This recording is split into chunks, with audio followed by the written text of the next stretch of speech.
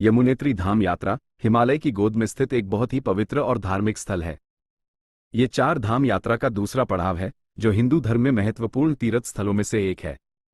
यमुना नदी का उद्गम स्थल यमुनोत्री में स्थित है। यात्रा तिथियां: यमुनोत्री धाम के कपाट 10 मई 2024 को खुल चुके हैं और समापन तिथि 12 नवंबर 2024 अस्थायी है। यहां तक कैसे पहुंचे? यमुनोत्री पहुंचने के लिए सबसे पहले आपको ऋषिकेश या हरिद्वार पहुंचना होगा। वहां से आप यमुनोत्री के लिए सड़क मार्ग से यात्रा कर सकते हैं। सड़क मार्ग ऋषिकेश से यमुनोत्री लगभग 180 किलोमीटर दूर है। हरिद्वार से यमुनोत्री की दूरी 193 किलोमीटर है। यात्रा में लगभग 7 से 8 घंटे लग सकते हैं। यमुनोत्री जाने वाली सड़कें अच्छी स्थिति में हैं, लेकिन कुछ मोड़ घुमावदार हो सकते हैं। रहने की व्यवस्था: यमुनोत्री में धर्मशालाएं और होटल उपलब्ध हैं। हालांकि यह एक छोटा शहर है, इसलिए होटलों की संख्या सीमित है।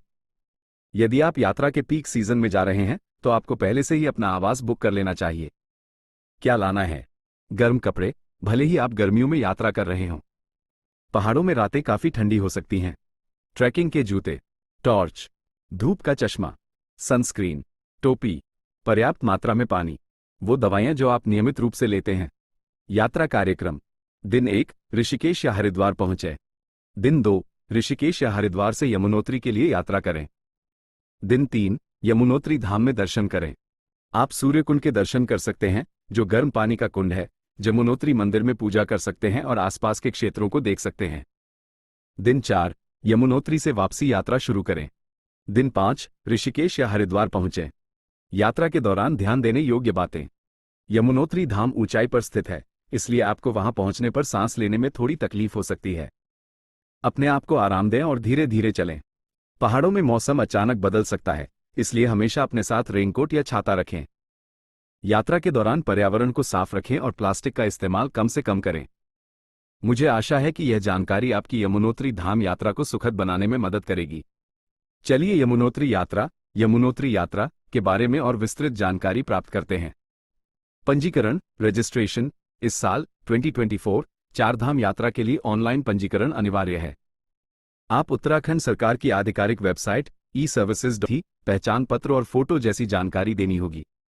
यात्रा का समय ट्रैवल टाइम: यमुनोत्री की यात्रा का समय इस बात पर निर्भर करता है कि आप कहां से शुरू कर रहे हैं और आप सड़क पर यातायात की स्थिति कैसी है।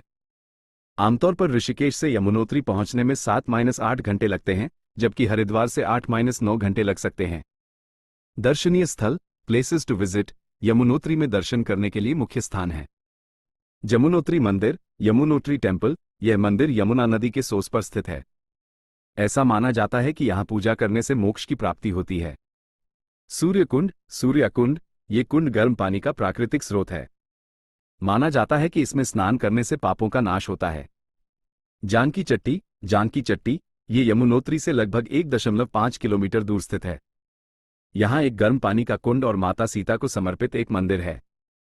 यात्रा के दौरान खर्च ट्रैवल एक्सपेंसेस: यमुनोत्री यात्रा पर आपका खर्च आपके बजट और यात्रा शैली पर निर्भर करेगा। आपके खर्च में शामिल हैं परिवहन: आप बस या टैक्सी द्वारा यमुनोत्री जा सकते हैं। आपके चुने हुए परिवहन के प्रकार के आधार पर लागत अलग अलग होगी। आवास: यमुनोत्री में धर्मशालाएं और होटल उपलब्ध हैं। धर्मशालाएं अपेक्षाकृत सस्ती हैं, जबकि होटल महंगे हो सकते हैं।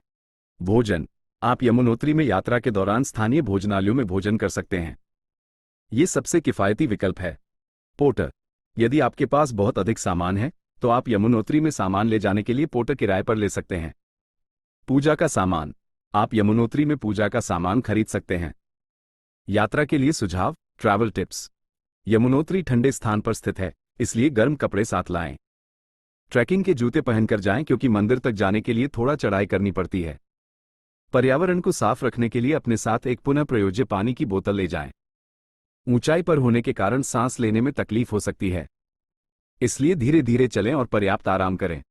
यदि आप घुड़सवारी करना चाहते हैं, तो आप जानकी चट्टी से यमुनोत्री तक घोड़े पर जा सकते हैं। मुझे उम्मीद है कि यह अतिरिक्त जानकारी आपकी यमुनोत्री यात्रा की योजना बनाने में सहायक होगी। यमुनोत्री यात्रा पर आपका कुल खर्च आपकी यात्रा शैली और चुनावों पर निर्भर करेगा, लेकिन फिर भी आपको एक अंदाजा देने के लिए आइए देखें कि क्या खर्च आ सकते हैं। परिवहन: टैक्सी: दूरी और टैक्सी के प्रकार के आधार पर किराया भिन्न होता है। ये सबसे सुविधाजनक विकल्प है, लेकिन सबसे महंगा भी हो सकता है। एक किराया ऋषिकेश से 3,500 रुपये से 5,000 रुपये के बीच और हरिद्वार से 4,000 रुपये से 6,000 रुपये के बीच हो सकता है। बस, ये टैक्सी से अधिक किफ़ायती विकल्प है। प्रति व्यक्ति एक तरफा किराया 500 रुपये से 1,000 रुपये के बीच हो सकता है। आवास, धर्मशाला, ये सबसे किफ़ायती विकल्प हैं। प्रति रात 500 रुपये से 1,000 रुपये के बीच खर्च आ सकता है। होटल, होटल के प्रकार और सुविधाओं के आधार पर कीमतें काफ़ी भिन्न हो सकती हैं। प्रति रात 1,500 रुपये से 5,000 रुपये या उससे अधिक तक खर्च आ सकता है। भोजन, भोजन पर आपका खर्च आपकी खाने की आदतों पर निर्भर करता है। स्थानीय भोजनालयों में भोजन करना सबसे किफ़ायती विकल्प है। प्रतिदिन 300 रुपये से 500 रुपये के बीच खर्च का अनुमान लगाया जा सकता है। अन्य खर्च, पंजीकरण शुल्क लगभग 100 रुपये। पोर्टर, यदि आप उपयोग करते हैं तो 500 रुपये से 1,000 रुपये के बीच। घुड़सवारी, यदि आप करना चाहते हैं तो 300 रुपये से 500 रुपये के बीच प्रति व्यक्ति। पूजा का सामान आप अपनी आवश्यकता के अनुसार खरीद सकते हैं। कुछ संभावित लागतों का उदाहरण: बजट यात्रा 5,000 रुपये, 7,000 रुपये, बस यात्रा, धर्मशाला में रहना, कम खर्चे में भोजन। मध्यम